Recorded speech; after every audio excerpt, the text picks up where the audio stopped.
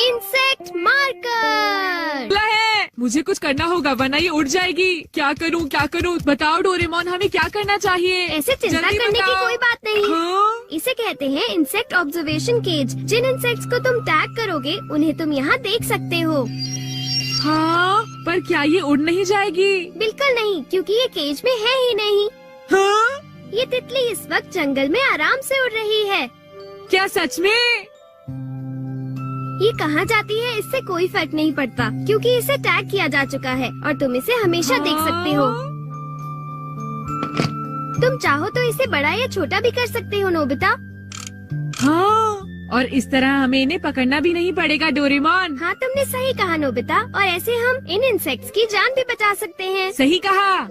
हाँ, हमारे पास ढेर सारे केजेस हैं, हम जितने मर्जी इंसेक्ट्स पकड़ सकते हैं। हाँ, मैं ये बात जानता था, तुम मेरी मदद जरूर करोगे डोरेमोन। बिल्कुल, आखिर हम दोस्त हैं। अब मैं सुनियो को दिखा दूंगा। मैं थोड़े और पकड़ लेता हूँ ताकि मैं उन्हें नीचा दिखा सकूं। अब मजा आएगा। इसके बाद वो मुझे कभी परेशान नहीं करेंगे। मुझे लगता है मैं इसे बिगाड़ रहा हूँ। हाँ।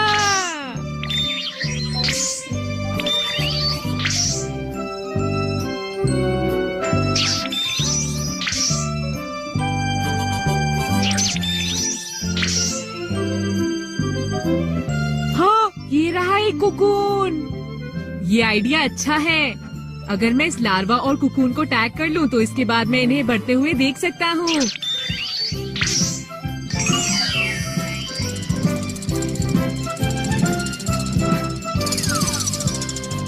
इस गैजेट की मदद से तो मैं इन्हें पानी के अंदर भी देख सकता हूँ।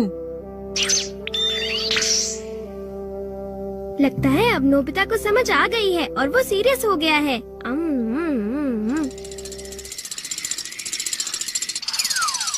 ऐसा लगता है तुमने आसपास के सभी इंसेक्ट्स पकड़ लिए हैं नोबिता।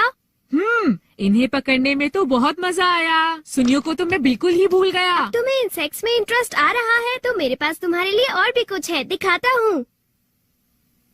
Insect detecting card. चलो नोबिता, कुछ और खास किस्म के इंसेक्ट्स को टैग करते हैं।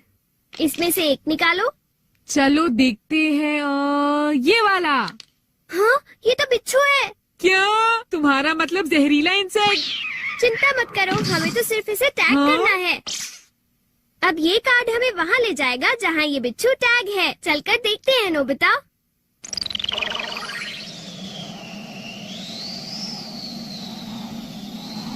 ये!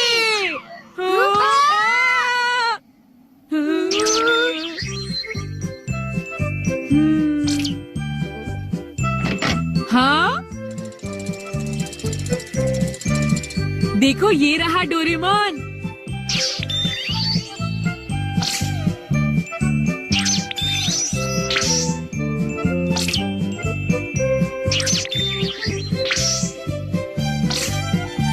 देखो डोरेमोन, मेरे पीछे क्या है? हाँ?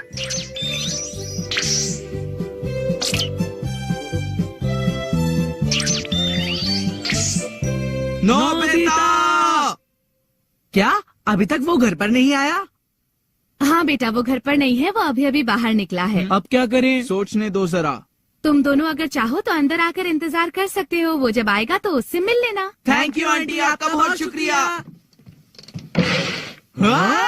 अरे ये क्या?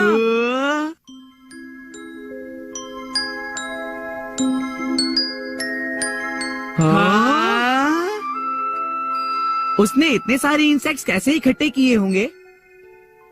ये सारे जिंदा हैं, चल फिर रहे हैं। मेरे ख्याल से जरूर डोरेमोन ने ही नोबिता की मदद की होगी। क्यों जियान? हाँ, मुझे पता है नोबिता ये सब कुछ अकेले नहीं कर सकता है। और इसी की मदद से वो लोग अलग अलग जगह गए होंगे। तो ठीक है, चलो उनका पीछा करते हैं। मैं नोबिता को इस तरह नहीं जीतने दूंगा।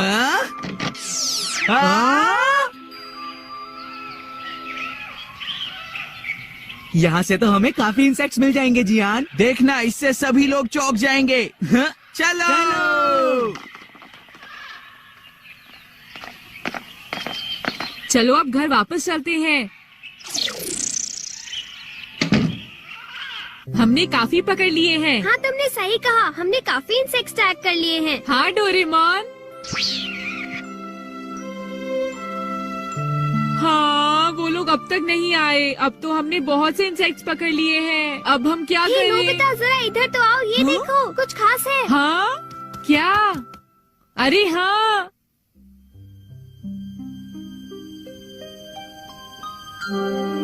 हाँ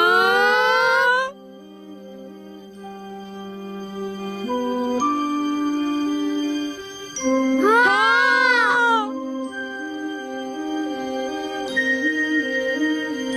बहुत सुंदर। ये क्या है? लगता है जैसे कोई रो रहा है।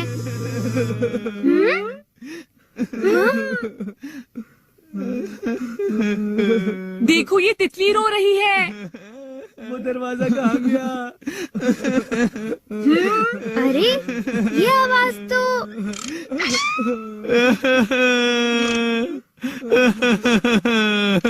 अरे जियान सुनियो। माँ मुझे बहुत जोर से भूख लगी है। ओह मैं अब समझा, जब हम यहाँ नहीं थे तो जियान और सुनियो ने हमारे पीछे से एनीवेयर डोर का इस्तेमाल किया था। इनके साथ अच्छा ही हुआ। चलो अब इन दोनों को यहाँ से निकालते हैं। नहीं रुको, चलो थोड़ी देर और इन्हें ऐसे देखकर हंसते हैं। ये नोबिता भी ना कभी नहीं सुधरेगा।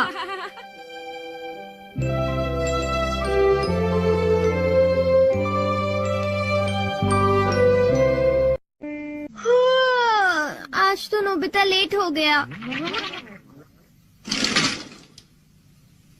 अरे वो आ गया। Doraemon Doraemon Doraemon Doraemon Doraemon. अरे आखिर बात क्या है नोबिता? डोरेमोन मैं दुनिया का सबसे बदकिस्मत बच्चा हूँ। लेकिन बताओगे आखिर हुआ क्या? मैं क्या करूँ, जब भी मैं कुछ करने की कोशिश करता हूँ तो सब कुछ उल्टा हो जाता है। पर कैसे? आज जब मैं स्कूल से वापस आ रहा था उसी वक्त मुझे राइट सड़क लेनी थी क्योंकि वो छोटा रास्ता है, पर वहाँ एक डॉगी भौंकता है, इसलिए मैंने लेफ्ट सड़क ले ली। वो लंबा रास्ता है पर सुरक्षित है, लेकिन जैसे ही मैं आगे बढ़ा तब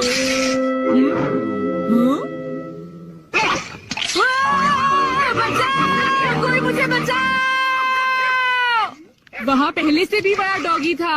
अच्छा तो इसी वजह से आज तुम लेट हो गए। सिर्फ इतनी बात नहीं है डोरेमोन, आज स्कूल में भी ये आखिरी चांस है, क्या तुम दोनों तैयार हो? Stone paper scissors. ये मैं जीत गया। ठीक है नोबिता पहले तुम चुनो। मुझे चुनने दो। नोबिता सुनो, उनमें से एक गिफ्ट वो है जो मैंने उठाया है। क्या सच में? आखिर शिजुका ने कौन सा उठाया होगा? ये वाला। मुबारक हो मेरे दोस्त नोबिता, तुमने एक कैसेट टेप जीता है टाकेशी गोडाज 100 बेस्ट हिट्स का। ओ नहीं। ये तो सच में बुरा हुआ नोबिता। डोरेमोन मुझे पहले ही पता होता कि शिजुका का कौन सा है तो फिर मैं ऐसे कभी नहीं सुनता। हाँ तुमने बिल्कुल सही कहा, जियान का बेसुरा गाना तो कोई भी नहीं सुनना चाहता। तो फिर ठीक है डोरेमोन, तुम मुझे कोई ऐसा गैजेट दे दो जिससे मैं सही फैसला कर सकूं। मेरी बात समझ गए नहीं ना? नोबिता, तुम फिर से मेरे गैजेट्स पर निर्भर हो रहे हो और ये बहुत गलत बात है। ऐसे तो तुम कभी अपना काम खुद नहीं कर पाओगे। प्लीज ऐसा मत करो डोरेमोन। जियान ने कहा है कि गाने सुनो और मुझे कल तक बताओ कि वो कैसे थे। अब मैं क्या करूं? अच्छा भी ठीक है। Life litmus paper. ये क्या? ये तो सिर्फ एक पेपर का टुकड़ा है। अरे नहीं, वही लिटमस पेपर जो तुम्हारी साइंस की क्लास में यूज होता है, ये पता लगाने के लिए कि कुछ एसिडिक है या एल्कलीन इस पेपर के लाल या नीला होने से। तो अब तुम समझ गए नोबिता। अच्छा अगर ये पेपर तुम्हारे मुंह में नीला हो जाता है तो ठीक है, अगर ये लाल हो जाता है तो गलत बात है। चलो अब हम ट्राई करके देखते हैं। हाँ? इन दोनों में से एक जीता हुआ है, तो तुम कौन सा पसंद करना चाहोगे? राइट। नहीं लेफ्ट वाला। नहीं मैं राइट ही लूंगा। हाँ ये वाला ठीक है। अगर मैंने ये वाला खोला होता तो फिर क्या होता डोरेमोन? अरे, लेकिन वो- हाँ, ये सब क्या है? अब मैं इससे एक और बात पता करके दिखाता हूँ। अच्छा एक बात बताओ, क्या जियान को बताना चाहिए कि उसके गाने बढ़िया थे? हाँ, ये लाल हो गया। ठीक है, एक बार और। क्या उसे बताना चाहिए कि गाने बेकार थे? देखो इस बार ये नीला हो गया है डोरेमोन। हाँ, तो तुमने देखा नोबिता, तुम्हें जियान को बता देना चाहिए कि उसके गाने बहुत बेकार थे, है ना? क्या ये ठीक रहेगा? बिल्कुल। तो तुम्हारे पास जितने भी हैं मुझे दे दो, बाद में बताओ। अरे नोबिता जरा सुनो तो। अब क्योंकि ये मेरे पास है इसलिए मुझे कभी कुछ नहीं होगा। अरे ये क्या? अब मैं किस तरफ जाऊँ, राइट वाली सड़क पर या लेफ्ट वाली? ओह, राइट वाली सड़क पर जाता हूँ। हाँ, ये लाल हो गया इसलिए मुझे लेफ्ट जाना चाहिए। नोबिता तो लेफ्ट साइड गया है, तो राइट साइड क्या है? हाँ सर, आप सुनियो, तुम यहाँ वहाँ घूमकर टाइम पास कर रहे हो। तुम्हें कल के टेस्ट के लिए तैयारी करनी चाहिए। जाओ घर जाकर तैयारी करो। मैंने कहा जाओ यहाँ से। अरे वाह, ये तो बहुत अच्छा हुआ। अब नोबिता कहाँ होगा? हे नोबिता, क्या तुमने मेरे गाने सुने? हाँ बिल्कुल। तो क्या सोचते हो तुम? हाँ, वो बहुत उदास थे। हो, क्या कहा तुमने? सच में नोबिता, तुम मेरे गानों की उदासी समझ गए मेरे दोस्त। शुक्रिया जियान। लगता है ये काम कर गया। हाँ हाँ हाँ हाँ हाँ। अरे शिजुका, अरे नोबिता, तुम एकदम सही समय पर आए हो। मैं अभी पैनकेक बनाने जा रही हूँ। तुम भी साथ क्यों नहीं आ जाते? हाँ ठीक है, मैं साथ चलता हूँ। मैं भी।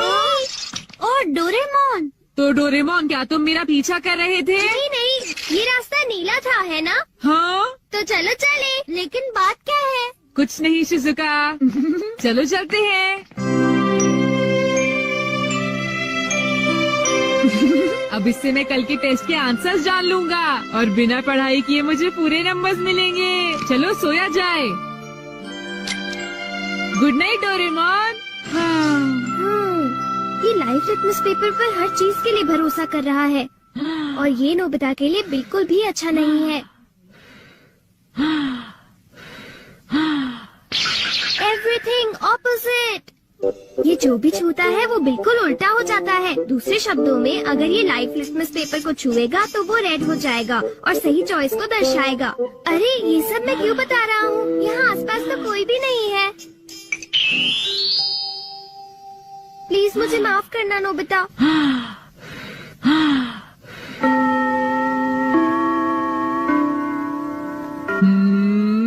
ये सही है।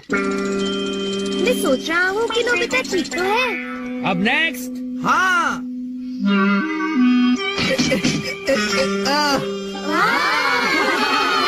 जियान ने कर दिखाया। नोबिता तो 3 स्टेप्स भी पार नहीं कर पाएगा। ऐसी बात नहीं है, मैं एक ही बार में 6 हाँ? स्टेप्स पार कर सकता हूँ। क्या क्या सच में नोबिता? हाँ, 1 मिनट रुको जियान। हाँ, हाँ, हाँ। हाँ? अरे मैं तो डर गया तुमसे। भाग कर मत जाओ। ओह, क्या मैं एक साथ 6 स्टेप्स पार कर सकता हूँ? अरे वाह, ये नीला हो गया। हाँ? ठीक है, मैं ऐसा कर सकता हूँ जियान। तुमने क्या कहा? अरे नोबिता, ये क्या कह रहे हो? तुम मेरी चिंता मत करो शिजुका।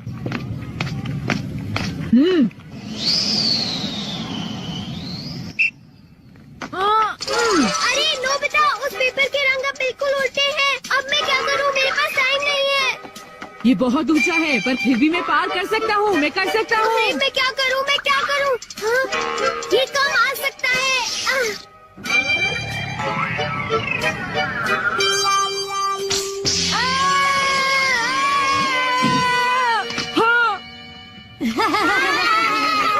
बढ़िया नोबिता। नोबिता बच गया। देखा तुमने, मैंने कर दिखाया। क्या तुमने भी देखा शिजुका? मुझे सब पता चल गया है जियान। हाँ? उसने गैजेट यूज किया। तो ये बात है। मुझे वापस करो। नहीं, अगर ये नीला हो जाए तो सब ठीक है जियान। हाँ, क्या मैं 8 स्टैक्स उठा सकता हूँ? हाँ, देखो ये नीला हो गया। टीचर, मैं 8 स्टैक्स उठाना चाहता हूँ। क्या तुम्हें पूरा यकीन है जियान? हाँ, अगर मैं ना कर सका तो जो सजा आप देंगे मुझे मंजूर होगी। अगर जियान ने ऐसा कर लिया तो फिर नोबिता भी ऐसा करेगा। हाँ? क्या कहा तुमने? लेकिन मैंने ऐसा कोई वादा नहीं नोबिता। किया। हाँ? हाँ, डोरेमोन। अच्छा, एक बात बताऊं? हाँ, क्या तुम सच कह रहे हो?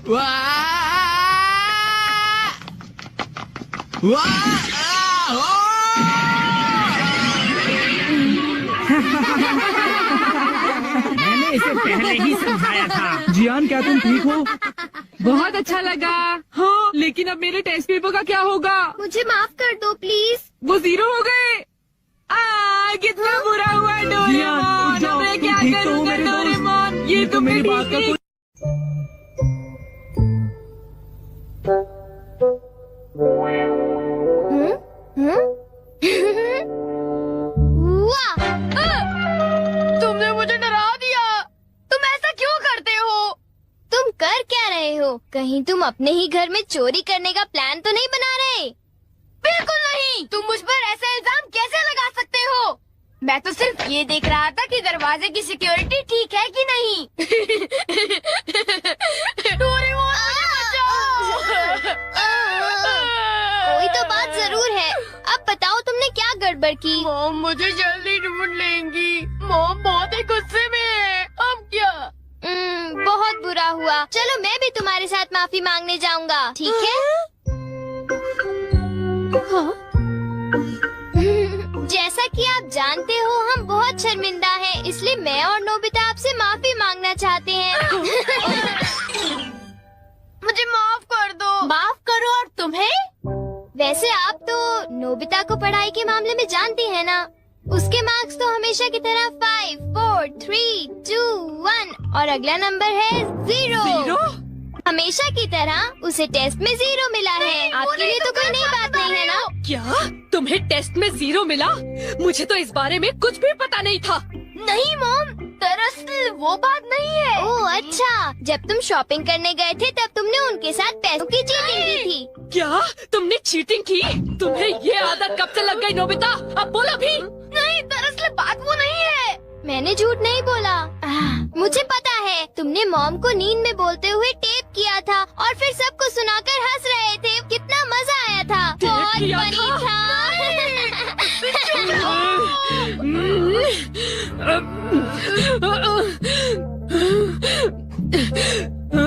नींद में बोलते हुए? हाँ? अब तुम्हारी गैर नहीं नोबिता।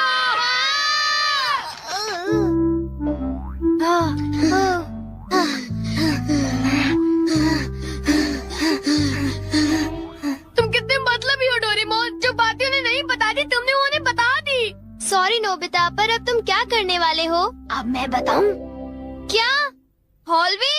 ओह नो। चुप रहो, अभी उन्हें ये बात नहीं बता। मैं घर नहीं जा सकता। ठीक है, मैं कुछ करता हूँ नोबिता, तुम रोना बंद करो। Calm down, bee's nest. नहीं। चिंता मत करो, ये तो सिर्फ एक रोबोट है। ये गुस्से वाले लोगों को ढूंढती है और लेजर रे से काटती है। जब उन्हें वो काट लेती है तो उनका सारा गुस्सा गुब्बारे की तरह फट जाता है।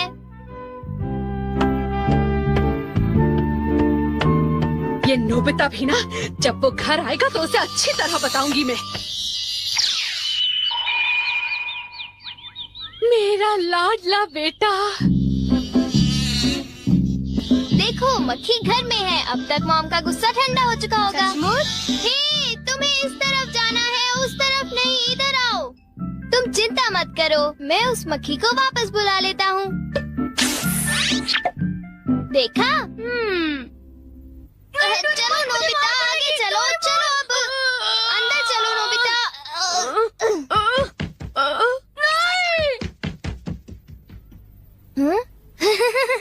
इधर आओ।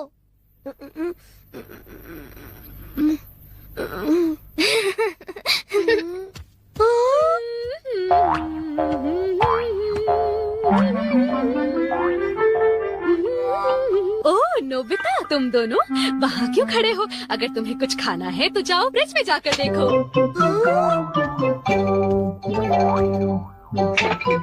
हाँ, ये केक तो मुझे बहुत टेस्टी लग रहा है। तुमने कर दिखाया डोरेमोन, अब मैं कुछ भी कर सकता हूँ और मुझे डांट नहीं पड़ेगी। पर तुम्हें ऐसा काम नहीं करना चाहिए जिसकी वजह से तुम्हें डांट पड़े। ये लो, कुछ नहीं होता, लेकिन चलो खाते हैं।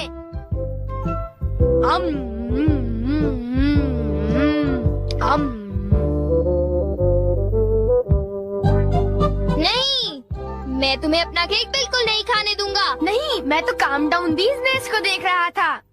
ये नेस्ट मेरे लिए बहुत काम की चीज है।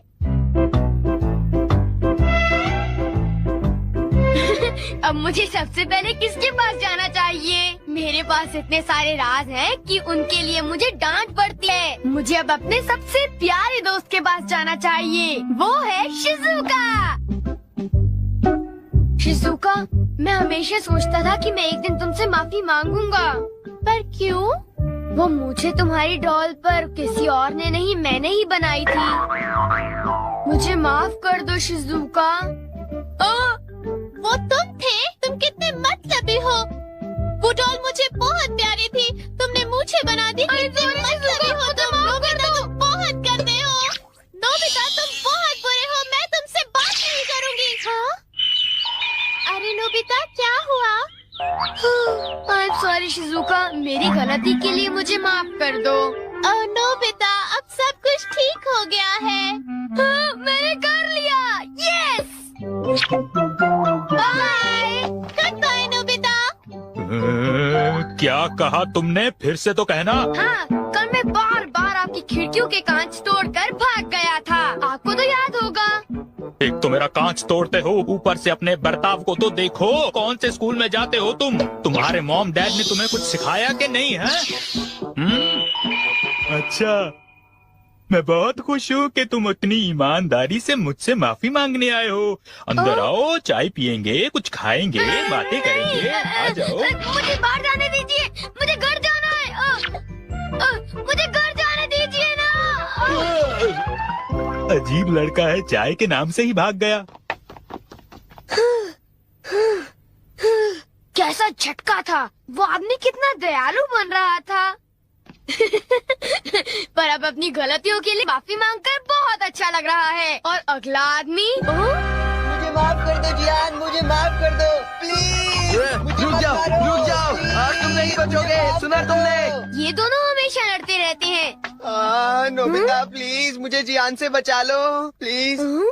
हट जाओ नोबिता। देखो नोबिता, हमारे झगड़े के बीच में मत आओ। तुम नहीं जानते इसने क्या किया है। इसको तो तुम्हें ऐसी छोटी मोटी बातों पर लड़ाई झगड़ा तो बिल्कुल नहीं करना चाहिए। सुनियो को माफ कर दो। अगर तुम दोनों लड़ाई करोगे तो तुम दोनों में से किसी को भी गहरी चोट लग सकती है। नोबिता, तुम इसे बचाने की कोशिश मत करो। मेरा खून खौल रहा है। आज मैं इसे नहीं छोड़ूंगा।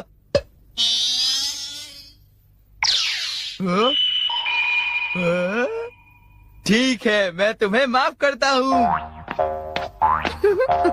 ये जियान का गुस्सा कैसे ठंडा हो गया? इसकी वजह से। हाँ, ये क्या है? तुम इसे ऐसे थपथपाओगे तो इसमें से एक मक्खी निकलेगी जो लोगों को शांत करती है। बहुत अच्छा। प्लीज ये मुझे भी यूज करने दो। नहीं। हाँ? जल्दी से इस नेस्ट पर थपथपाओ, इससे पहले कि ये कहीं चली जाए। कैसे? क्या? हाँ? अरे ये मक्खी कहाँ उड़ गई? ये गुस्से वाले लोगों को ढूंढने जा रही है। वो उससे नजर नहीं हटा सकता। ये किस तरफ गई? कहाँ चली गई वो?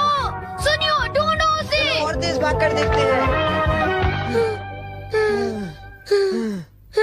हाँ? सुनियो, ये बताओ अब तुम करोगे तो क्या करोगे? करना क्या है? उसे ढूंढने की कोशिश करूँगा। हाँ? अरे देखो, वो वहाँ उड़ रही है। कहाँ? वो रही वो। जल्दी उस नेस्ट को दबाओ, जल्दी, नहीं तो वो चली जाएगी। वापस आ जाओ, वापस आ जाओ। अब ये मेरा है। नहीं सुनियो, रुको। सुनियो।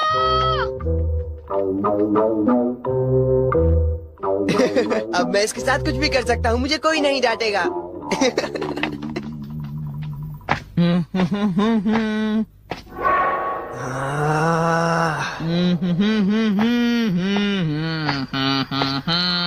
जियान, अब मैं तुम्हें मजा चखाऊंगा।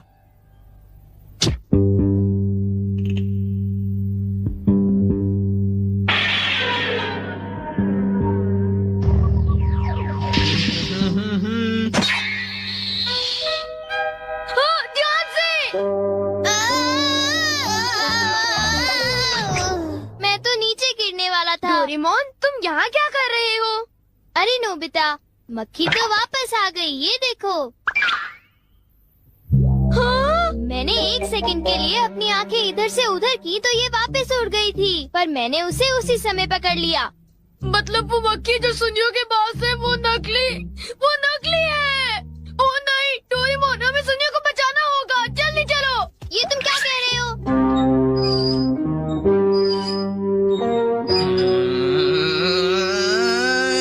अब बोलो जियान, मजा आया ना? पानी से भीगे सड़क पे, मजा आया? अब जरा तमाशा देखो। हाँ,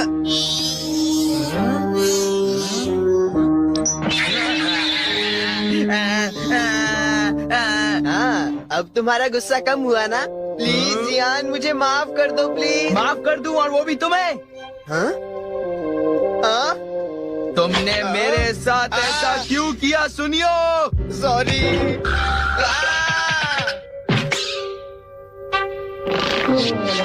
हम लेट हो गए। हाँ, बी का नेस्ट तो वहाँ पड़ा हुआ है।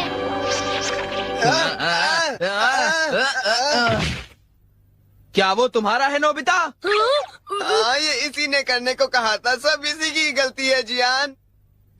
नोबिता, ये देखो, मुझे उस मक्खी ने काट लिया है। अब तुम्हें अपनी गलती की सजा भुगतनी पड़ेगी, समझ गए? आखिर तुम तीनों अपने आप को समझते क्या हो?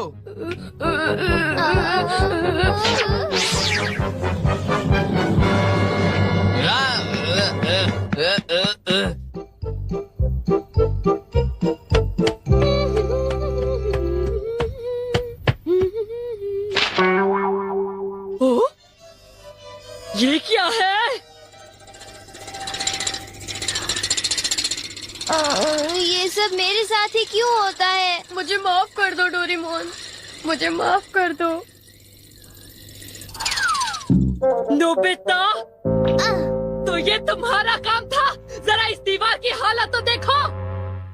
अब बताओ ये कैसे हुआ? ओह नो, उन्हें पता चल गया। डोरेमोन, मुझे काम डाउन दी दो। मैं तुम्हारी मदद नहीं करूँगा। जब तुमने गलती की है तो तुम्हें डांट पड़नी ही चाहिए। यही तुम्हारा सही इलाज है। नीचे उतरो। नोबिता, रुक जाओ। हाँ? डोरेमोन, प्लीज मेरी मदद करो। हेलो दोस्तों, नमस्ते और स्वागत है मेरे डोरेमोन मिस्ट्री पार्ट 17 के रिव्यू में। मैं हूं आपका होस्ट और आज हम बात करेंगे डोरेमोन के एक और माइंड ब्लोइंग मिस्ट्रीफुल एपिसोड की, जो आपको हैरान कर देगा। डोरेमोन, हमारा फेवरेट नीला रोबोटिक कैट, नोबिता को अपने जादुई गैजेट से बचाता है, लेकिन हर बार कुछ नए सवाल छोड़ जाता है। तो अपने डिटेक्टिव कैप पहनो, पॉपकॉर्न ग्रैब करो और चलो डाइव करते हैं इस लेटेस्ट एपिसोड में। सीजन 20 का ये नया एपिसोड, जो रिलीज हुआ 20 जून 2025 को, है 2 सुपर थ्रिलिंग मिस्ट्री स्टोरीज का धमाकेदार combo, the shadow gadget pulse और द टाइमलेस डायरी। चलो शुरू करते हैं समरी रिव्यू और देखते हैं क्या है खास इस एपिसोड में। पहली story, the shadow gadget pulse story शुरू होती है नोबिता के साथ, जो स्कूल में एक साइंस क्विज में 0 मार्क्स लाता है। ज्ञान और सुनियो उसका मजाक उड़ाते हैं और नोबिता घर आकर डोरेमोन से शिकायत करता है, यार मैं इतना डम क्यों हूं, कुछ कूल गैजेट दो। डोरेमोन अपने क्लासिक स्टाइल में 4D पॉकेट से निकालता है एक नया गैजेट, पल्स ट्रैकर। ये गैजेट फ्यूचर के गैजेट्स से आने वाली एनर्जी पल्स को डिटेक्ट कर सकता है। कितना मस्त ना? नोबिता हमेशा की तरह जल्दबाजी में इस गैजेट को ऑन करता है और तभी एक अजीब थरथराती पल्स पकड़ में आती है। स्क्रीन पर एक मैसेज फ्लैश करता है, पल्स को फॉलो करो। नोबिता डर जाता है और डोरेमोन को बुलाता है। डोरेमोन चेक करता है और पता चलता है कि पल्स एक अनजान गैजेट से आ रही है, जो टाइमलाइन में कहीं लॉस्ट है। क्या लॉस्ट फ्यूचर गैजेट? नोबिता और डोरेमोन इस मिस्ट्री को सॉल्व करने के लिए पल्स को फॉलो करते हैं। पल्स उन्हें एक पुराने खंडहर जैसे घर तक ले जाता है, जहां उन्हें एक चमकता हुआ ऑर्ब मिलता है। ऑर्ब अपने आप वाइब्रेट करने लगता है और घर में अजीब शैडोज दिखने लगते हैं जो दीवारों पर नाचते हैं। क्या ये ऑर्ब फ्यूचर का कोई डेंजरस गैजेट है? क्या कोई फ्यूचर से इसे कंट्रोल कर रहा है? हंगामा तब और बढ़ता है जब शिजुका और सुनियो भी इस मिस्ट्री में शामिल हो जाते हैं और ऑनअर्ब से अजीब साउंड्स निकलने लगते हैं। डोरेमोन अपनी स्मार्टनेस से पल्स को डिकोड करता है, लेकिन आखिरी सीन में एक ऐसा क्लू छोड़ जाता है जो आपको सोचने पर मजबूर कर देगा। थ्रिल, मजा और थोड़ा सा डर। ये स्टोरी है टोटली किलर। दूसरी स्टोरी, टी टाइमलेस डायरी। दूसरी स्टोरी में नोबिता को स्कूल में एक राइटिंग असाइनमेंट मिलता है, माई फ्यूचर ड्रीम। नोबिता, जो राइटिंग में जीरो है, डोरेमोन से कहता है, यार फ्यूचर की बातें लिखना तो इम्पॉसिबल है। डोरेमोन निकालता है टाइमलेस डायरी, एक गैजेट जो पास्ट, प्रेजेंट या फ्यूचर की स्टोरीज रिकॉर्ड कर सकता है। कूल ना? नोबिता इस डायरी में लिखना शुरू करता है, लेकिन अचानक डायरी अपने आप पेजेस फ्लिप करने लगती है और उसमें अजीब टेक्स्ट दिखता है, एक मैसेज जो फ्यूचर से आया लगता है। टेक्स्ट कहता है, मुझे ढूंढो।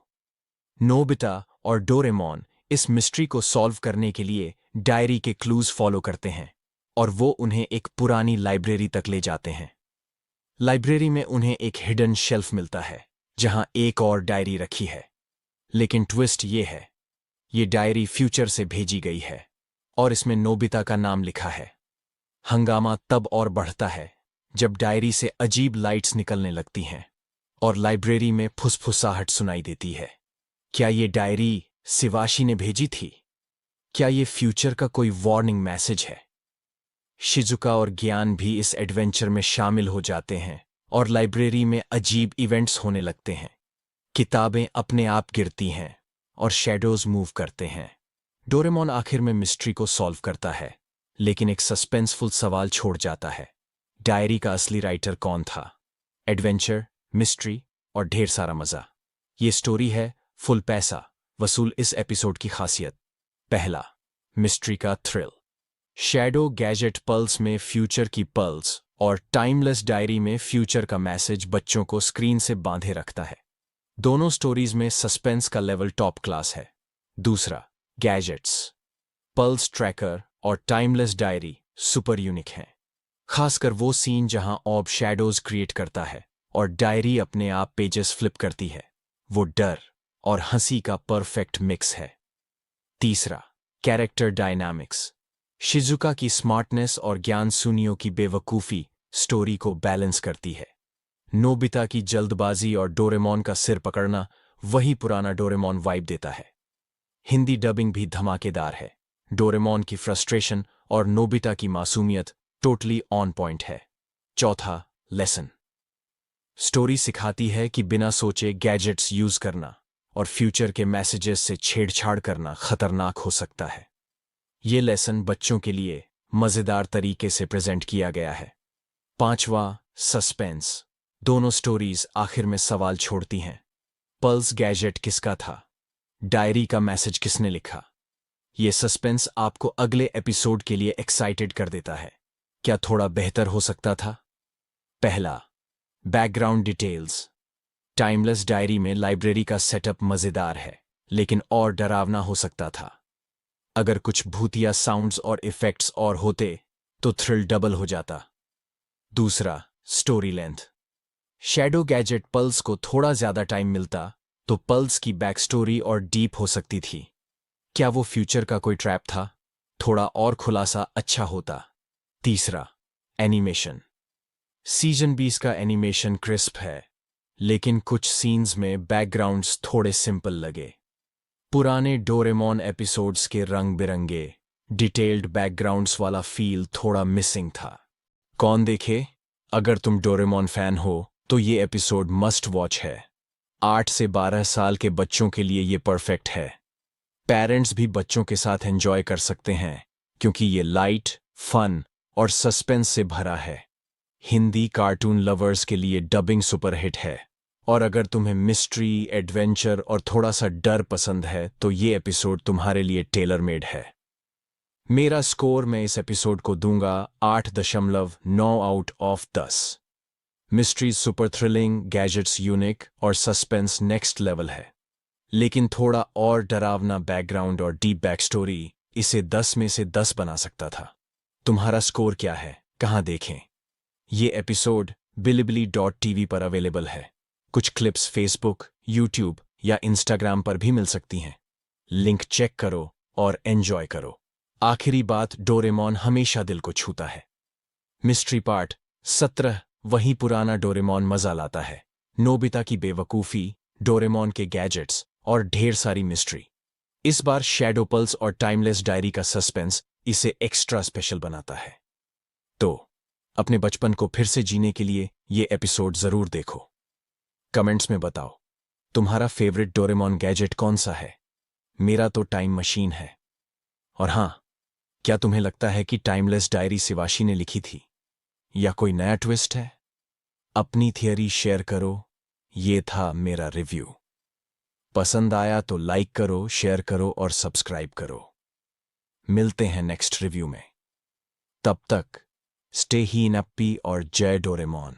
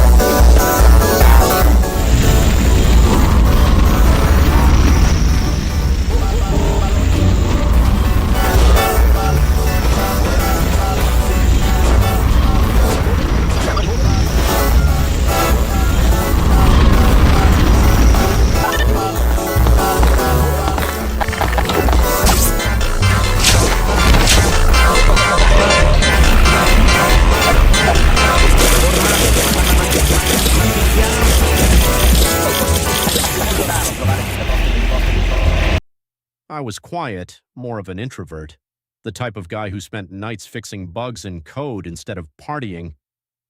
Emily, though, she lived for people. She could make a stranger feel like her best friend in 5 minutes. I fell for her hard. She was the first girl who made me feel like I was somebody.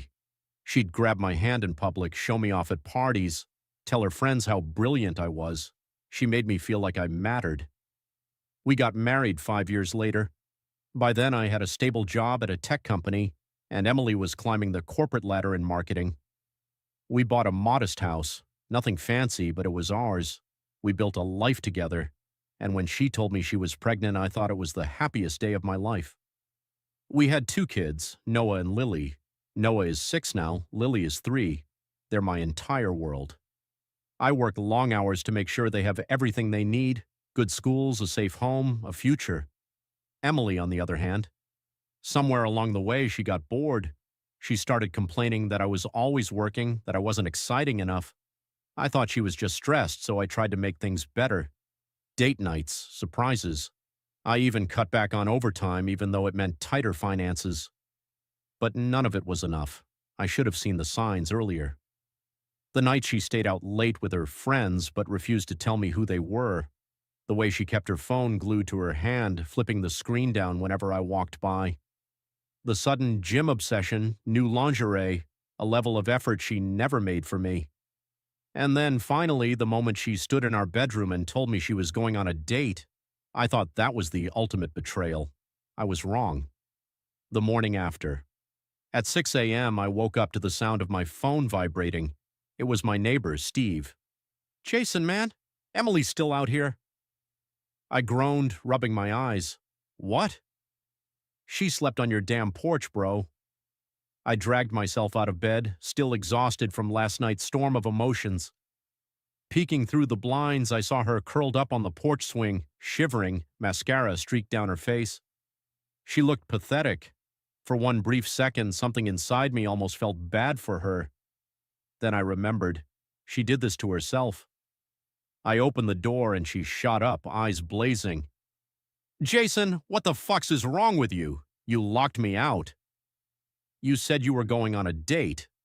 I crossed my arms. I assumed that meant you had a place to stay. Her jaw clenched. "Oh, so what? You think you're punishing me? You're acting like a fucking psycho." I laughed, a cold, bitter laugh. "Psycho? You told your husband you were going on a date. What exactly did you expect?" She threw her hands in the air. "I expected you to be an adult. I expected you to understand that marriages evolve. I need excitement, Jason, but you're too damn insecure to handle it." My vision blurred with rage. "So let me get this straight. You want to go out, screw other guys, then come home to me, the guy paying the bills, raising the kids, keeping everything together." "I told you, you're my number one," she shrieked. "Jesus Christ, Emily. Do you even hear yourself?" She folded her arms, glaring at me. "You can't just throw me out, Jason. This is my house, too." I pulled out my phone and tapped the screen. "It's funny you say that because I spoke to my lawyer this morning. Turns out since I paid for the house entirely under my name, you don't actually own Her face went pale. "That's not—" "Oh, and by the way," I smirked, "your stuff? It's at your mom's." Her entire body tensed. "You took my stuff to my mother's." "Yep." She let out a shaky laugh, pacing in circles like a caged animal. "Fine, fucking fine. But guess what, Jason?" She turned, her face twisted in fury.